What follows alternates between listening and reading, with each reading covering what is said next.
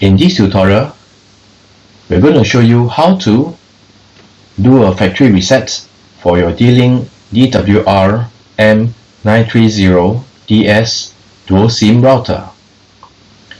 You may need to do a reset if you have forgotten the Wi-Fi password for connection, or if you have changed to a new internet service provider. Now, to do a reset, first ensure that your router is powered on. Next, you may remove the LAN cable.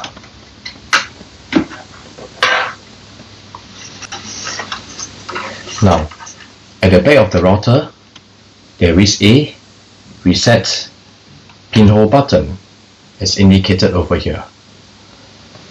To do a reset, simply insert a paper clip or a pin and press on the reset pinhole for 5 seconds.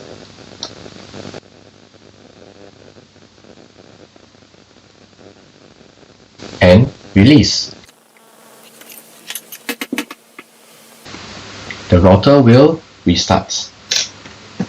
And after it restarts, it would have been reset back to factory defaults.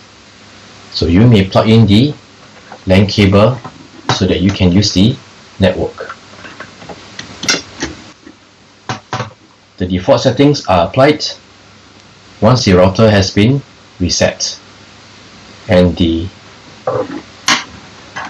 default settings can be found on the label at the bottom of your router. So this is how you do a reset to factory defaults for your D-Link DWR-M930DS Dual SIM Router.